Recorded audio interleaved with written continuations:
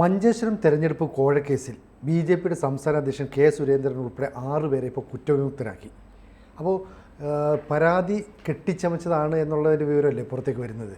അതൊരു ഗൂഢാലോചനയായിരിക്കും. കോടതി അങ്ങനെയാണ് പറഞ്ഞിരിക്കുന്നത്. കാരണം ഇതിനകത്ത് ഒരു കേസ് കോടതിയിലെത്തി വിചാരണയ്ക്ക് വരുന്നത് നമുക്കറിയാം. വിചാരണയ്ക്ക് വന്നിട്ട് കുറ്റവാളികളാണോ അല്ലയോ എന്ന് തീരുമാനിച്ച് ആളുകൾ വിടും. അതിനു മുമ്പ് തന്നെ കേസിൽ പ്രതി ചേർക്കപ്പെട്ടിരുന്നവർക്ക് ഞങ്ങൾ ഈ കേസിൽ പ്രതികളല്ല, അതുകൊണ്ട് ഞങ്ങളെ ഡിസ്ചാർജ് ചെയ്യണം, ഇതിന് ഒഴിവാക്കണം എന്നാവശ്യപ്പെട്ട് കോടതിയെ സമീപിക്കാനും അവകാശമുണ്ട്. അത്തരം ഒരു അപേക്ഷയുമായിട്ടാണ് സുരേന്ദ്രനും മറ്റു പ്രതി ചേർക്കപ്പെട്ട ആളുകളും കാസർഗോഡ് അഡീഷണൽ സെഷൻസ് കോടതിയെ സമീപിച്ചത്. അപ്പോൾ അവർക്ക് കൃത്യമായി അവരുടെ ഒരു സ്റ്റാൻഡുണ്ട്. ഞങ്ങളിതിൽ പ്രതിയാവാനുള്ള ഒരു കാരണവും ചെയ്തിട്ടില്ല, അതവിടെ നിൽക്കട്ടെ. അപ്പോൾ ഒരു കാര്യം പറഞ്ഞിട്ട് നമുക്ക് അതവിടെ നിർത്താം, എന്നിട്ട് മറ്റൊരു വിഷയത്തിലേക്ക് പോകാം. ഇതുമായി ബന്ധപ്പെട്ട് വളരെ പ്രധാനപ്പെട്ട ഒരു കാര്യമുണ്ട്. അതായത് കോടതി സാധാരണ ഡിസ്ചാർജ് പെറ്റീഷനുകൾ കോടതി അങ്ങനെ അനുവദിക്കാറില്ല. അസാധാരണമായ കേസുകളിൽ അതിന് മാത്രം ശക്തമായ തെളിവുകളുണ്ടെങ്കിൽ മാത്രം. കാരണം പ്രഥമ ദൃഷ്ടിയ കോടതി പരിശോധിക്കുമ്പോൾ ഇവർ പ്രതിയാവാനുള്ള ഒരു സാഹചര്യവും ഇല്ല എന്ന് കോടതിക്ക് ബോധ്യപ്പെടുന്ന സർക്കംസ്റ്റാൻസസ് സാഹചര്യങ്ങൾ ഉണ്ടെങ്കിൽ മാത്രമാണ് ഡിസ്ചാർജ് പെറ്റീഷൻ അനുവദിക്കാറുള്ളൂ. അപ്പോൾ അസാധാരണമായ ഒരു നടപടിയാണ് ഇത്. ലാവ്ലിൻ കേസിൽ പിണറായിക്ക് പറ്റി അങ്ങനെയാണല്ലോ, പിണറായിയെ ഒഴിവാക്കി, കേസിൽ നിന്ന് ഒഴിവാക്കി കൊടുത്തു. അത് അന്ന് ഇതുപോലെ ഒരു സെഷൻസ് കോടതി ഒഴിവാക്കി കൊടുത്തു, ആ കേസ് ഒഴിവാക്കി പോയത്. അപ്പോൾ എന്ന് പറയുന്നത് പോലെയാണ് സുരേന്ദ്രനും മറ്റ് 5 പേരും ഒഴിവാക്കിയിരിക്കുന്നത്. അതവിടെ നിൽക്കട്ടെ, നമുക്ക് അതിലേക്ക് വരാം. എന്താ കേസ്? മഞ്ചേശ്വരത്ത് കെ സുന്ദര എന്ന് പറയുന്ന ഒരാളെ സ്ഥാനാർത്ഥിയായിരുന്നു. അയാൾ സ്ഥാനാർത്ഥിത്വം പിൻവലിക്കാൻ വേണ്ടി സുരേന്ദ്രൻ അല്ലെങ്കിൽ BJP, അതും അല്ലെങ്കിൽ സുരേന്ദ്രന് വേണ്ടി സുരേന്ദ്രനുമായി ബന്ധമുള്ള ആളുകൾ 2.5 ലക്ഷം രൂപ കൈക്കൂലി കൊടുത്തു, ഒരു മൊബൈൽ ഫോൺ കൊടുത്തു. അങ്ങനെ ഒരു തെരഞ്ഞെടുപ്പ് അഴിമതി നടത്തി. അതുകൂടാതെ ഇയാളെ കൊണ്ട് തടവിൽ വെച്ചു. എനിക്കൊരു സംശയം, ഒരാൾ മൊബൈൽ ഫോൺ വാങ്ങിച്ചു, 2.5 ലക്ഷം രൂപ വാങ്ങിച്ചു, പിന്നെ അയാളെ കൊണ്ട് തടവിൽ വെക്കേണ്ട കാര്യം എന്താ? മൊബൈൽ ഫോൺ, ഞാൻ സിനുവിനൊരു മൊബൈൽ ഫോൺ നൽകിയെങ്കിൽ സിനു ഇത് വേണമെങ്കിൽ സിനുവിന് ഇഷ്ടമില്ലെങ്കിൽ വാങ്ങിക്കാതിരിക്കുക അല്ലേ? എനിക്ക് തൻ്റെ ഫോണൊന്നും വേണ്ടോ, ഇതാ കിടക്കുന്നു എന്നും പറഞ്ഞ് ഫോൺ ഇട്ടിട്ട് പോവാം. അതുണ്ടായിട്ടില്ല. സുന്ദര വാങ്ങിച്ചുകൊണ്ട് പോയി. 2.5 ലക്ഷം രൂപ വാങ്ങിച്ചു, എനിക്ക് ഈ 2.5 ലക്ഷം രൂപ ആവശ്യമില്ല എന്ന് പറഞ്ഞ് ഈ സുന്ദര വന്നിട്ടുണ്ടോ? അതും ഉണ്ടായിട്ടില്ല.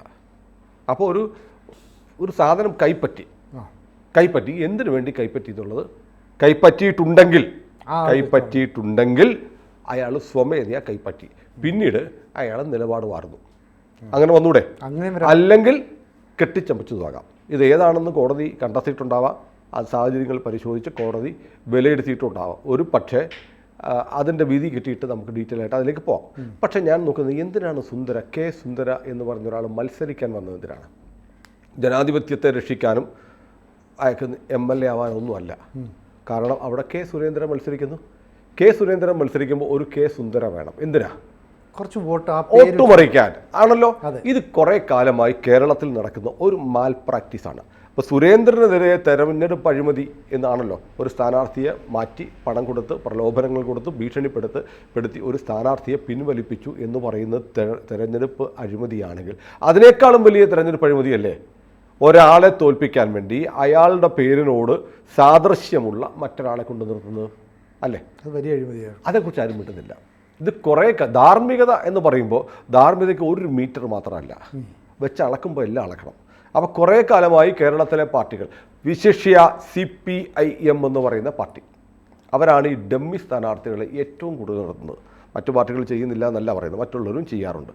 അപ്പം മഞ്ചേശ്വരത്ത് എന്തുകൊണ്ട് സുരേന്ദ്രനെതിരെ സുന്ദരയെ മത്സരിപ്പിക്കുന്നു? കാരണം മഞ്ചേശ്വരത്ത് ഇതിനു മുമ്പ് നിയമസഭാ തെരഞ്ഞെടുപ്പിൽ 52 or 59 വോട്ടുകൾക്ക് മാത്രം തോറ്റുപോയ ആളാണ് സുരേന്ദ്രൻ. അതുമാത്രമല്ല, ആ 52 വോട്ടിൻ്റെയൊക്കെ പരശതം 100 കണക്കിന് വോട്ടുകൾ കള്ളവോട്ടിലൂടെ ചെയ്തിട്ടുണ്ട്.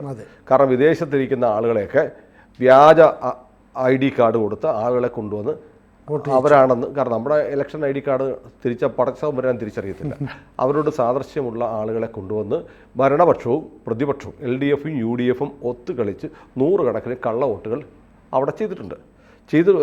സുരേന്ദ്രൻ ഇത് കോടതി തെളിയിക്കാൻ കഴിഞ്ഞില്ല. കാരണം അറിയോ? തെളിയിക്കാൻ കഴിയാത്തതിൻ്റെ കാരണം സുരേന്ദ്രൻ കള്ളത്തരം പറഞ്ഞതുകൊണ്ടല്ല, കോടതിക്കും ബോധ്യപ്പെട്ടു. പക്ഷേ നിയമം നടപ്പാക്കുമ്പോൾ അത് ഇഴകീറി പരിശോധിക്കുമ്പോൾ കോടതി നിസ്സഹായമായി പോകുന്ന ചില ഘട്ടങ്ങളുണ്ട്. കാരണം അതിനകത്ത് സുരേന്ദ്രൻ ഹാജരാക്കിയ ഒരു ലിസ്റ്റുണ്ട്. ഇന്ന ആളുകളുടെ വോട്ടുകൾ കള്ളവോട്ടാണ്, ഇവർ നാട്ടിലില്ല, ഇവർ വന്നിട്ടില്ല എന്ന് തെളിയിക്കുന്ന തരത്തിലുള്ള ഒരു ലിസ്റ്റ് കൊടുത്തു. പാസ്പോർട്ട് പോലും പരിശോധിച്ചാൽ അറിയാമല്ലോ അല്ലേ? പാസ്പോർട്ട് പോലും പരിശോധിക്കണം. പക്ഷേ മറ്റൊരാളുടെ കയ്യിലിരിക്കുന്ന പാസ്പോർട്ട് എങ്ങനെ സുരേന്ദ്രൻ ഹാജരാക്കാൻ പറ്റും? ഇതൊരു വലിയ പ്രശ്നമാണ്.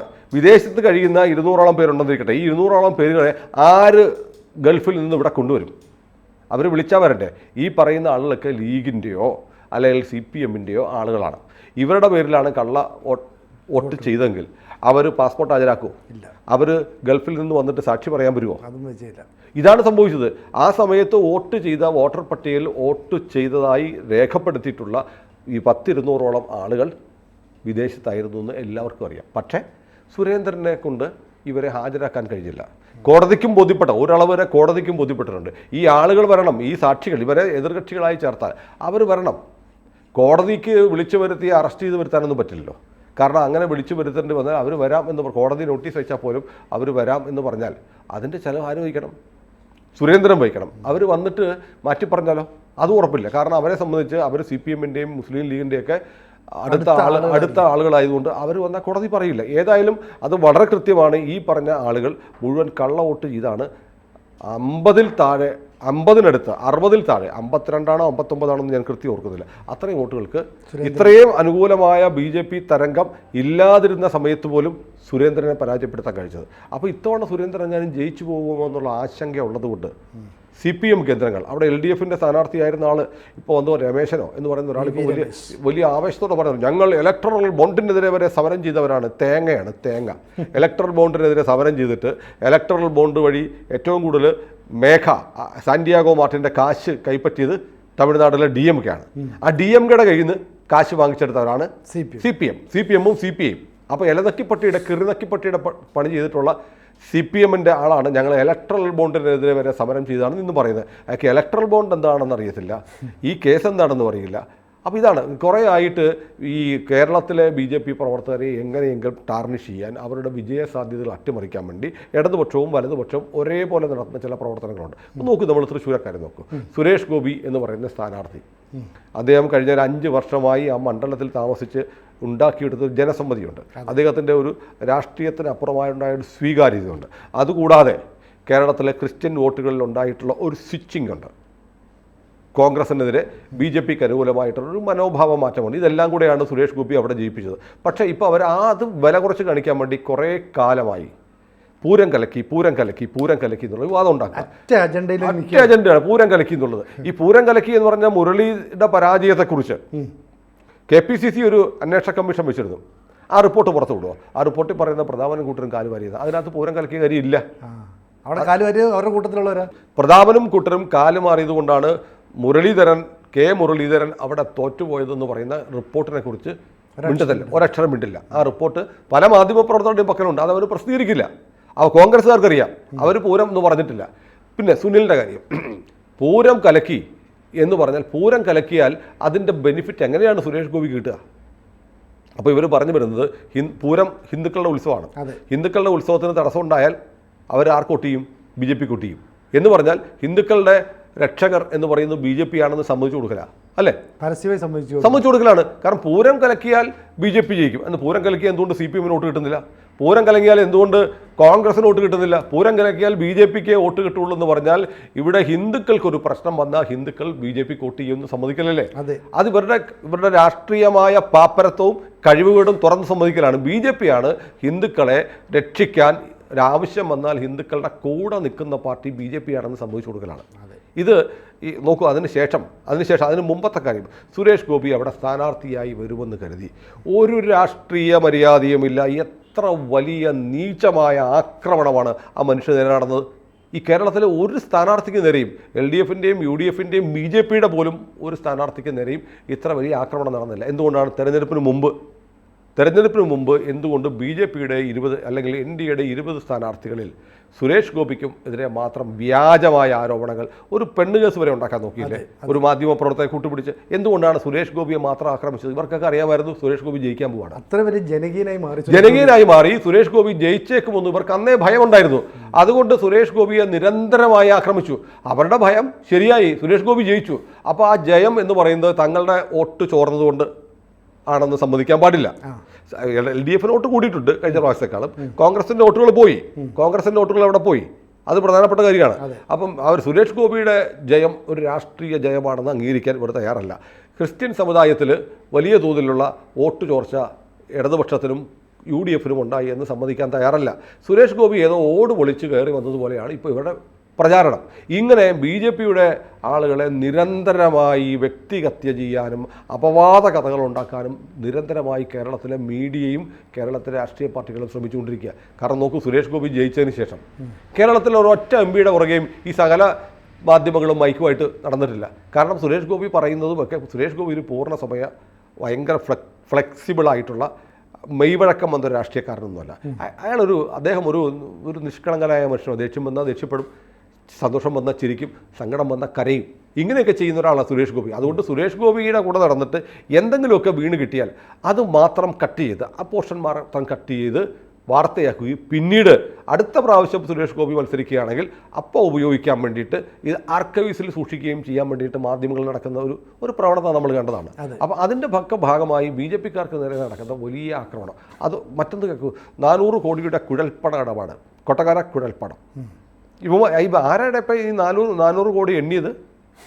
400 കോടി കുഴൽപ്പണം തെരഞ്ഞെടുപ്പ് കാലത്ത് സുരേന്ദ്രനും കൂട്ടരും കടത്തി. 400 കോടി എന്നുള്ള ഫിഗർ ആര് ഫിക്സ് ചെയ്തു? ഒരു വണ്ടിയിൽ നിന്ന് കുറച്ച് പണം പിടിച്ചു. അത് 400 കോടിയൊന്നുമല്ല, ഏതാനും കോടികൾ പിടിച്ച ഒരു സംഭവം ഉണ്ടായിട്ടുണ്ട്. പക്ഷേ അത് സുരേന്ദ്രന് വേണ്ടി കൊണ്ടുവന്നതാണ്, കേരളത്തിലെ BJP-ക്ക് വേണ്ടി കൊണ്ടുവന്നതാണ്. അത് 400 കോടി ഉണ്ടായിരുന്നു. എങ്ങനെ ഇവർ 400 കോടി എന്നുള്ള ഒരു ഫിഗറിലെത്തി? ഏത് ഏജൻസി, ഏത് രേഖയുടെ അടിസ്ഥാനത്തിലാണ് 400 കോടിയുടെ കൊടകര കള്ളപ്പണ ഇടപാടെന്ന് പറയുന്നതെന്ന് ഒരു മാധ്യമപ്രവർത്തകനും ചോദിക്കുന്നില്ല. മാധ്യമപ്രവർത്തകർ ഇത് പറയുകയാണ്, 400 കോടിയുടെ കൊടകര കള്ളപ്പണം, 400 കോടിയുടെ കൊടകര കള്ളപ്പണം. ഇവിടെ വിനു B. ജോൺ മുതൽ സകല മാധ്യമ ജഡ്ജിമാരും 400 കോടി പറയുന്നു. ഈ 400 കോടി എന്നുള്ള ഫിഗർ ഇവർ എവിടെ നിന്ന് കിട്ടിയതാണ്? ഒരു നമ്പർ അങ്ങ് തീരുമാനിച്ചു. എന്നിട്ട് പിന്നെ അത് ഇങ്ങനെ പറഞ്ഞുകൊണ്ടിരിക്കുക. ഗീബൽസിന് തന്ത്രമില്ലേ? ഹിറ്റ്ലറുടെ പ്രചാരകനായിരുന്ന ആശയ പ്രചാരകൻ ഗീബൽസ് പറഞ്ഞു, ഒരു നുണ 100 തവണയോ 10 തവണയോ ഒക്കെ പറഞ്ഞാൽ പിന്നെ സത്യമായിട്ട് ആളുകൾ വിശ്വസിക്കും. ഈ പറയുന്നവർ, ആളുകളല്ല പറയുന്നവർ വിശ്വസിച്ചു പോവുക. ഈ മാധ്യമ ജഡ്ജിമാരിൽ 400 കോടിയുടെ കൊടകര ഇടപാടെന്ന് പറയുമ്പോൾ കുറച്ച് കഴിയുമ്പോൾ അവർക്ക് തോന്നും 400 കോടിയുടെ ഉണ്ട്. ഇതാണ് ഞാൻ ഇപ്പോഴും പറയുന്നത്. ഇതുപോലെ തന്നെ ഒന്നുമല്ലാതായി പോകുന്ന ഒരു കേസാണ് ഈ 400 കോടി കേസ്. കാരണം 400 കോടി എന്നിവർ പറയുന്ന 400 എന്ന ഫിഗറിലേക്ക്, ആ എമൗണ്ടിലേക്ക് എങ്ങനെ എത്തി? ഏത് ഏജൻസി? പോലീസ് പറഞ്ഞോ? ഇല്ല. ED ഇവർ പറയാൻ വന്ന ED അന്വേഷിച്ചില്ല. ED അന്വേഷിക്കണമെങ്കിൽ നിങ്ങൾ പരാതി കൊടുത്തോ, സുരേന്ദ്രൻ 400 കോടി കടത്തിയെന്ന്. 400 കോടി കടത്തിന്ന് ചുമ്മാ വെള്ള പേപ്പറിൽ എഴുതി കൊടുത്താലും പോരാ. എനിക്ക് ലഭ്യമായ ഇന്ന സോഴ്സിൽ നിന്ന്, ഇന്ന സ്ഥലത്ത് നിന്ന് 400 കോടി കൊണ്ടുവന്നിരിക്കുന്നുള്ള എവിഡൻസ് ചെയ്തും കൊടുക്കണം. വെറുതെ വെള്ള പേപ്പറിൽ ആരെങ്കിലുമൊക്കെ കള്ളപ്പരാതി കൊടുത്താൽ അതെല്ലാം അന്വേഷിക്കാനല്ല നമ്മുടെ നാട്ടിലെ ഏജൻസികളിലിരിക്കുന്നത്. അപ്പോൾ അതൊരു പ്രധാനപ്പെട്ട കാര്യമാണ്. അപ്പോൾ 400 കോടി എന്ന് പറയുന്നത് പോലെ ഒരു വലിയ കള്ളമാണ്. കേരളത്തിലെ BJP-യെ തകർക്കാൻ വേണ്ടി കുറേ കാലമായി കമ്മി കൊങ്ങി സുഡാപ്പി ടീമുകൾ കൊണ്ടു നടക്കുന്ന ഒരു വലിയ കള്ളം കൂടി പൊളിഞ്ഞിരിക്കുകയാണ്. ഇനി അടുത്തത് കൊടകര കള്ളപ്പണ കേസ് പൊളിയുകയാണ്. കൊടകര കള്ളപ്പണ കേസിൻ്റെ കാര്യത്തിൽ പണം പിടിച്ചു, കുറച്ച് പൈസ പിടിച്ചിട്ടുണ്ട്, കുറച്ച് രൂപ, ഏതാനും കോടികൾ. കുറച്ച് പൈസ എന്ന് പറയുന്നില്ല, കോടി ചെറിയ പണമൊന്നുമല്ല, നമ്മളൊന്നും കോടി കൈകാര്യം ചെയ്യുന്നവരല്ല. അതുകൊണ്ട് ഏതാനും കോടികൾ ഒരു വാഹനത്തിൽ നിന്ന് പിടിച്ചു. അതിൻ്റെ ഉടമസ്ഥൻ അതെന്താ കള്ളപ്പണമാവുന്നത് എങ്ങനെയാണ്? ഇതിൻ്റെ സോഴ്സ് കാണിക്കാൻ പറ്റിയില്ലെങ്കിൽ കള്ളപ്പണമാണ്. പക്ഷേ കോടതിയിലെത്തിയിട്ട് ആ ആൾ അതിൻ്റെ സോഴ്സ് ഹാജരാക്കിയാൽ ഈ പണം അങ്ങ് തിരിച്ചു കിട്ടും. ആ കേസിൻ്റെ സ്റ്റാറ്റസ് എനിക്കിപ്പോൾ അറിയില്ല, വേണ്ട പരിശോധിക്കാം നമുക്ക്. അത് ഡോക്യുമെൻ്റ് കൊടുത്താൽ ആ പണം അതിൻ്റെ അർഹതപ്പെട്ട ആൾക്ക് എൻ്റെ പണമാണ്, എനിക്ക് ഇന്ന ആൾ തന്നതിന് അതിൻ്റെ രേഖ ഇതാന്ന് പറഞ്ഞാൽ അത് കിട്ടും. അതോടെ ആ കേസ് കഴിഞ്ഞു. അപ്പോഴും ഇവർ പറയാൻ പോകുന്നത് പിണറായി വിജയൻ തൻ്റെ മകളെ രക്ഷിക്കാൻ വേണ്ടി സുരേന്ദ്രനെ സഹായിച്ചു. എന്ത് സഹായിച്ചു? ഈ സുരേന്ദ്രനെ സഹായിച്ചിട്ടുണ്ട് കേട്ടോ. കാരണം സുരേന്ദ്രൻ എന്ന് പറയുന്ന നേതാവ് എമർജ് ചെയ്ത് വന്നത് അദ്ദേഹം BJP യുവമോർച്ചയുടെ ജനറൽ സെക്രട്ടറി ആയിരിക്കുമ്പോൾ അദ്ദേഹത്തിൻ്റെ ജനറൽ സെക്രട്ടറി എന്ന നിലയിലുള്ള അതിചടുലമായ രാഷ്ട്രീയ ഇടപെടലുകൾ കേരളം വല്ലാതെ കൗതുകത്തോടെ ശ്രദ്ധിച്ചാണ്. സ്പ്രിംഗ്ലർ ഇടപാടൊക്കെ നടക്കുമ്പോഴുള്ള സുരേന്ദ്രൻ്റെ പത്രസമ്മേളനങ്ങൾ വലിയ കൗതുകത്തോടെ ആളുകൾ കണ്ടതാണ്. കൃത്യമായി ഡോക്യുമെന്റ്സ് വെച്ചിട്ട് കേരളത്തിലെ ഏറ്റവും നന്നായി പഠിച്ച് കാര്യങ്ങൾ അവതരിപ്പിക്കുന്ന യുവ നേതാവായിരുന്നു. അതുകൊണ്ട് വലിയൊരു പ്രതീക്ഷയോടെയാണ് ആളുകൾ BJP അധ്യക്ഷ സ്ഥാനത്തേക്ക് സുരേന്ദ്രൻ വരട്ടെ എന്ന് പറയുന്നത്. സുരേന്ദ്രൻ ഇതുവരെ ആ പ്രതീക്ഷ ആ സ്ഥാനത്തൊന്നും ആക്കിയിട്ടില്ല. അങ്ങനെ എന്ന് പറയുന്നവരുടെ അഭിപ്രായം നിഷ്കളങ്കമാണെന്ന് വിശ്വസിക്കുന്ന ആളുമല്ല ഞാൻ. ഏതായാലും സുരേന്ദ്രൻ അധ്യക്ഷനായതിനു ശേഷം അധ്യക്ഷനാകുന്നതിന് തൊട്ട് മുമ്പാണ് മറ്റേ ശബരിമല ഇഷ്യൂ ഉണ്ടാകുന്നത്. അപ്പോൾ BJP അധ്യക്ഷനല്ല സുരേന്ദ്രൻ. ശബരിമല സമരത്തെ ഏറ്റവും വൈകാരികമായി ഏറ്റവും ചടുലമായി നയിച്ചത് സുരേന്ദ്രനും കൂടിയാണ്, ഒരു തർക്കവുമില്ല. അന്ന് അറസ്റ്റ് ചെയ്ത് വണ്ടിയിലൊക്കെ കയറ്റുന്നത് പിന്നെ ഞാൻ ഓർക്കുന്നുണ്ട് സുരേന്ദ്രനെ അറസ്റ്റ് ചെയ്തുകൊണ്ട് പോകുന്നതും ഒക്കെ. നമ്മൾ TV-യിൽ ഇങ്ങനെ നിർനിമേഷരായി കേരളത്തിലെ കുടുംബങ്ങൾ, അമ്മമാർ കണ്ണീരോടെ കാത്തിരുന്നു. അങ്ങനെ വളർന്നു വന്നൊരു നേതാവാണ് സുരേന്ദ്രൻ. അപ്പോൾ സുരേന്ദ്രൻ്റെ ആ വലിയ തോതിലുള്ള രാഷ്ട്രീയ വളർച്ചയിൽ വലിയ ഭയം ഭയം തന്നെയാണ്. കാരണം സുരേന്ദ്രനോളം ഇമേജുള്ള വളരെ പെട്ടെന്ന് വളർന്നു വന്ന വൈകാരികമായ അടുപ്പം കേരളത്തിലെ കുടുംബങ്ങൾക്ക്, സ്ത്രീകൾക്കുള്ള ഒരു നേതാവ് വേറെയില്ല. കാരണം ശബരിമല പ്രക്ഷോഭം സുരേന്ദ്രനെ അതുപോലെ ഒരു മേക്ക് ഓവറിലേക്ക് എത്തിച്ചു. അപ്പോൾ എങ്ങനെയെങ്കിലും സുരേന്ദ്രൻ്റെ ഇമേജ് തകർക്കുക, അദ്ദേഹത്തിൻ്റെ എന്തെങ്കിലും ജയസാധ്യത ഉണ്ടെങ്കിൽ ഇല്ലാതാക്കുക എന്നുള്ളത് ഇവരുടെ ഒരു പ്രഖ്യാപിത ലക്ഷ്യമാണ്. അതിൻ്റെ ഭാഗമായി ഉണ്ടാക്കിയെടുത്തതാണ് ഈ സുന്ദര എന്ന് പറയുന്ന ഈ BSP-കാരൻ്റെ കേസും ഈ കൊടകര കേസുമൊക്കെ. അതിലൊരു കേസ് കോടതി എടുത്ത് വലിച്ച് കയറി തോട്ടിക്കളഞ്ഞിരിക്കുക. ഇവന്മാർ ഇനി മേൽക്കോടതിയിലോ ഒക്കെ പോകുന്നു പറയും. മേൽക്കോടതിയിൽ ഇൻ്റർനാഷണൽ കോടതി പോകട്ടെ, ഒരു പിണ്ണാക്കും സംഭവിക്കാൻ പോകുന്നില്ല. രാഷ്ട്രീയ വൈരാഗ്യത്തിൻ്റെ പേരിൽ ഇങ്ങനെ കെട്ടിച്ചമച്ച കേസുകളുമായി മുന്നോട്ട് പോയാൽ ഒരുപാട് കാലമൊന്നും നിലനിൽക്കാൻ പോകുന്നില്ല എന്നതിൻ്റെ പ്രകടമായ ഉദാഹരണമാണിത്. അതുമാത്രമല്ല, ഇത് രാഷ്ട്രീയ സദാചാരം എന്ന് പറയുന്നത് നിങ്ങളൊരു സ്ഥാനാർത്ഥി പിന്മാറിയത് മാത്രമല്ല, ഒരാളെ തോൽപ്പിക്കാൻ വേണ്ടി അപരനെ നിർത്തുന്ന എല്ലാ രാഷ്ട്രീയ പാർട്ടികളും ചെയ്യുന്നത് അധാർമികമായ പ്രവർത്തനമാണ് എന്നുകൂടി നമുക്ക് പറയാതെ പറ്റത്തില്ല. കൂടുതൽ വാർത്തകളും വിശേഷങ്ങളും നിങ്ങളിലേക്ക് എത്താൻ ABC മലയാളം സബ്സ്ക്രൈബ് ചെയ്യുക, ബെൽ ബട്ടണും അമർത്തുക.